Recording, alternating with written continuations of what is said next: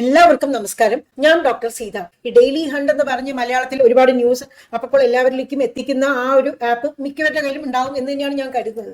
അതിൽ ഞാൻ വായിച്ച ഒരു ന്യൂസ് ഉണ്ട് കേട്ടോ. ആ ന്യൂസ് എനിക്കിവിടെ പറയുവാൻ ആഗ്രഹം എന്തെന്ന് വെച്ചാൽ, ഇതേപോലെ നമ്മുടെ നാട്ടിൽ ഒരുപാട് ആളുകൾക്ക്, ഒരുപാട് ദമ്പതികൾക്ക് സംഭവിക്കുന്നുണ്ട് എന്നതിനാൽ മാത്രമാണ് കേട്ടോ. അപ്പോൾ ഇതിൽ എന്താ പറഞ്ഞിരിക്കുന്നതെന്ന് വെച്ചാൽ, ഭർത്താവ് ശാരീരിക ബന്ധം നിഷേധിക്കുന്നു, താല്പര്യപ്പെടുന്നില്ല, അതിന് സമ്മതിക്കുന്നില്ല. അതിനാൽ യുവതി പോലീസ് സ്റ്റേഷനിൽ ചെന്ന് കേസ് കൊടുക്കുന്നു. ഇവിടെ എന്താ സംഭവിച്ചിരിക്കുന്നതെന്ന് വെച്ചാൽ, ഉത്തരേന്ത്യയിൽ നടന്ന ഒരു കാര്യമാണ്. ഏകദേശം 2020 തോന്നുന്നു, മാട്രിമോണിയൽ സൈറ്റ് വഴി പരിചയപ്പെട്ട് ഒരു യുവാവും യുവതിയും വിവാഹം കഴിക്കുന്നു. വിവാഹം കഴിച്ച് ഏകദേശം ഒരു വർഷം ആയപ്പോൾ മുതൽ ഭർത്താവിന്റെ വീട്ടുകാർ സ്വാഭാവികമായിട്ടും ഈ പെൺകുട്ടിയുടെ മേൽക്ക് പ്രഷർ ചെലുത്തി തുടങ്ങി. ഒരു പേരക്കുട്ടിയെ വേണം. അതിപ്പോ ഉത്തരേന്ത്യയിൽ മാത്രമല്ല, നമ്മുടെ നാട്ടിലും എല്ലാം നടക്കുന്നതാണ് അല്ലെ, നമ്മുടെ സംസ്ഥാനത്തും നടക്കുന്നതാണ്. അപ്പോൾ ഈ പെൺകുട്ടിക്കാണെങ്കിൽ ഒരു പേരക്കുട്ടി കൊടുക്കാനൊന്നും പറ്റുകയില്ല. കാരണം എന്താ, ഈ ഭർത്താവെന്ന് പറഞ്ഞ അദ്ദേഹം ഇതുവരെ ബന്ധപ്പെടാൻ താല്പര്യപ്പെടാറില്ല.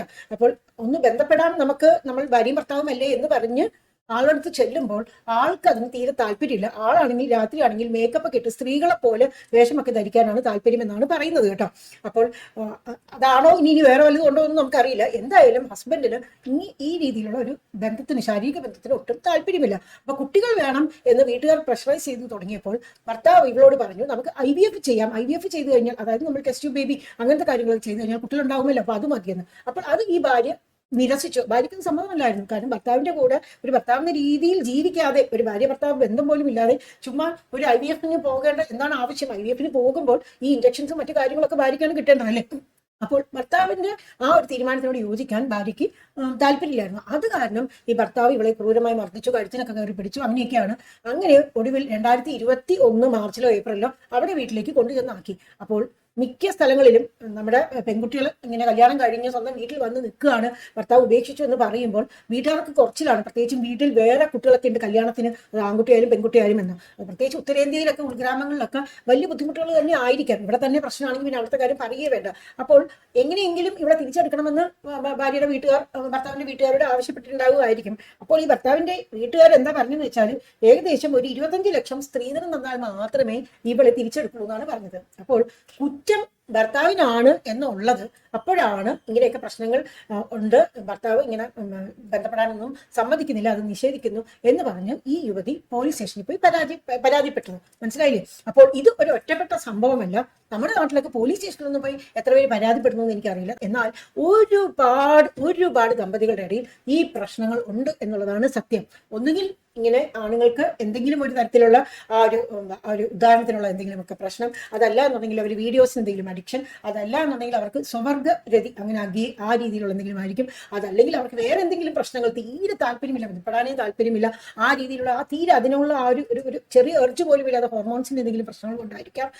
എന്ത് കാരണം കൊണ്ടായാലും ഇങ്ങനത്തെയൊക്കെ ഒരു പ്രശ്നങ്ങളുള്ളവർ വീട്ടുകാരുടെ സമ്മർദ്ദം മൂലം വിവാഹിതരാകുമ്പോൾ പാടുപെടുന്നത്, കെണിയിൽ അകപ്പെടുന്നത് പാവം പെൺകുട്ടികളാണ്. അപ്പോൾ ആണുങ്ങൾ ദയവായിട്ട് ഓർക്കണം, നിങ്ങൾക്ക് എന്തെങ്കിലുമൊക്കെ തരത്തിലുള്ള പ്രശ്നങ്ങൾ ഉണ്ടെങ്കിൽ അത് പരിഹരിക്കാൻ പറ്റുന്നതാണെങ്കിൽ ദയവായി പരിഹരിക്കാൻ വേണ്ടി അതിന് ആവശ്യമുള്ള ഡോക്ടറെ സമീപിക്കുക. നിങ്ങൾക്ക് ചിലപ്പോൾ തീരെ താല്പര്യമില്ല, നിങ്ങൾക്ക് തീരെ അതിനോട് ലിബിഡോ എന്ന് പറയും, ലൈംഗികതയോട് തീരെ താല്പര്യമില്ല, അങ്ങനെയൊക്കെ ഉണ്ടെങ്കിൽ ദയവായിട്ട് നിങ്ങൾ ഒരു എൻഡോക്രൈനോളജിസ്റ്റിനെല്ലാം കണ്ട്, അല്ലെങ്കിൽ ഒരു സെക്ഷൽ മെഡിസിൻ പ്രാക്ടീഷണറെല്ലാം കണ്ട് നിങ്ങൾക്ക് ആവശ്യമുള്ള ടെസ്റ്റുകളെല്ലാം, ഹോർമോൺ ടെസ്റ്റുകളെല്ലാം നടത്തി അതിൽ എന്തെങ്കിലും കുഴപ്പമുണ്ടെങ്കിൽ അതെന്തെങ്കിലുമൊക്കെ ശരിയാക്കാൻ വേണ്ട കാര്യങ്ങൾ ചെയ്യുക. നിങ്ങൾ വീഡിയോസ് എല്ലാം കണ്ട് അങ്ങനെ സ്വയംഭോഗമൊക്കെ ചെയ്ത് പിന്നെ ഈ ഒരു വിവാഹ ജീവിതം അല്ലെങ്കിൽ ഇത്തരത്തിലുള്ള കാര്യങ്ങളൊന്നും താല്പര്യമില്ല എന്നാണ് ഉള്ളത് എന്നുണ്ടെങ്കിൽ അത് മാറ്റാൻ വേണ്ട കാര്യങ്ങളെല്ലാം വേണ്ടി ചെയ്യുക. ഇനി അതല്ല നിങ്ങൾക്ക് സ്വവർഗരതി, അതിനോടാണ് താല്പര്യം എന്നുണ്ടെങ്കിൽ അത് മടി കൂടാതെ നിങ്ങളുടെ കുടുംബക്കാരോട് പറയുക. വേറൊരു പെൺകുട്ടിയുടെ ജീവിതം നമ്മൾ നശിപ്പിക്കുകയല്ല വേണ്ടതും. ഇന്നത്തെ കാലത്ത് ആ തരത്തിലുള്ള ബന്ധങ്ങളെയും സമൂഹം പതുക്കെ അംഗീകരിച്ച് വരുന്നുണ്ട്.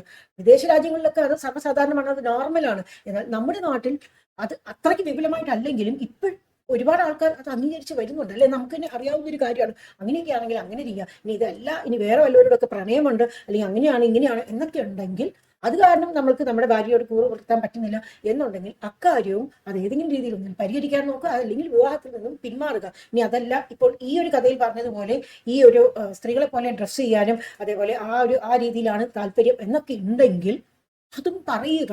അതുപോലെ ഇനി ആരും അറിയാതിരിക്കാൻ എങ്ങനെയെങ്കിലും ഒരു കുഞ്ഞ് വേണം, സമൂഹത്തിന്റെ മുന്നിൽ മാന്യമായ ഒരു മുഖമൂടി വേണം നമുക്ക് എന്നതിന് വേണ്ടി IVF-ന് വേണ്ടിയിട്ടൊന്നും ഭാര്യയെ പ്രഷറൈസ് ചെയ്യാതിരിക്കാൻ ശ്രദ്ധിക്കുക.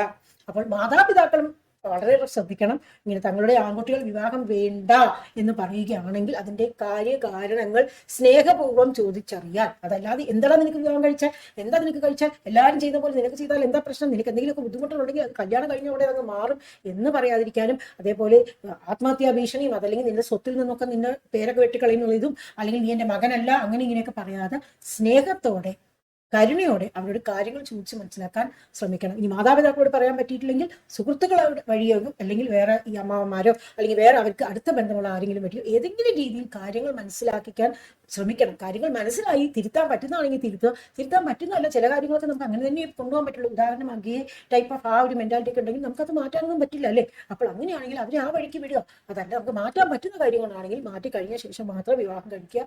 അല്ലാതെ ഇത്തരത്തിലുള്ള കാര്യങ്ങൾ ദയവായി ചെയ്യാതിരിക്കുക. നമ്മളുടെ അടുത്ത് ഇങ്ങനെ സൈക്കോസെക്ഷൽ ഡിസ്ഫങ്ഷൻ എന്ന് പറഞ്ഞ് ഇങ്ങനെ ഈ ഒരു സെക്ഷൽ ഇഷ്യൂസ് എന്ന് പറഞ്ഞ് കൺസൾട്ടേഷന് വരുന്ന ഒരു 100 ദമ്പതികൾ ഉണ്ടെങ്കിൽ അതിൽ ഒരു 50 പേർക്ക് സ്ത്രീകൾക്കായിരിക്കും എന്തെങ്കിലുമൊക്കെ പ്രശ്നം, ബാക്കി 50 പേർക്ക് പുരുഷന്മാർക്കാണ് പ്രശ്നം നമ്മൾ കാണുന്നത്. അടുത്ത കാലം പോലെ അല്ല. സ്ത്രീകൾക്ക് മാത്രമല്ല ഇതിന് താല്പര്യമില്ലാത്തതും സമ്മതിക്കാത്തതും, ആണുങ്ങൾക്കും ഇതിനോട് പലർക്കും താല്പര്യമില്ല.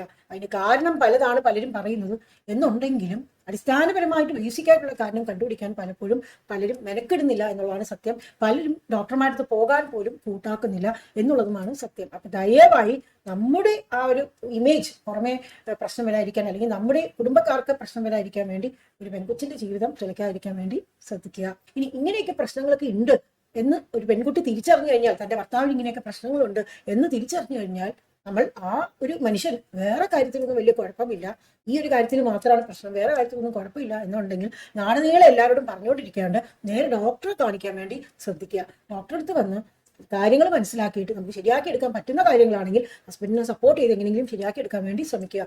തീരെ ശരിയാക്കാൻ പറ്റില്ല, ഞാൻ പറഞ്ഞ പോലെ ചിലതൊന്നും നമുക്ക് ശരിയാക്കി എടുക്കാൻ പറ്റില്ല, പറ്റാത്ത കാര്യമാണെന്നുണ്ടെങ്കിൽ പിന്നെ വീട്ടേച്ച് പോവുക, ഡിവോഴ്സ് വാങ്ങിച്ചിട്ട് നമ്മൾ നമ്മുടെ കാര്യം നോക്കുക.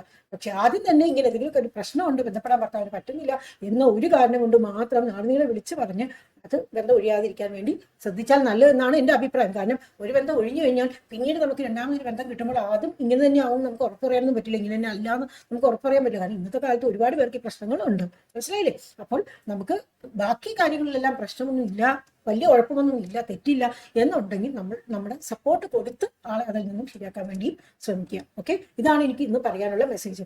ഈ കിട്ടിയ അറിവ് എല്ലാവരുമായി പങ്കുവെക്കുക. അതിനെ ഈ വീഡിയോ ലിങ്ക് എല്ലാവർക്കും അയച്ചു കൊടുക്കുക. വീണ്ടും മറ്റൊരു വീഡിയോയുമായി നിങ്ങളുടെ മുന്നിൽ വരുന്നതുവരെ നിങ്ങൾക്കും നിങ്ങളുടെ കുടുംബത്തിലുള്ള എല്ലാവർക്കും ശാന്തിയും സന്തോഷവും ആരോഗ്യവും സമാധാനം എല്ലാം നേരുന്നു. Bye, take care.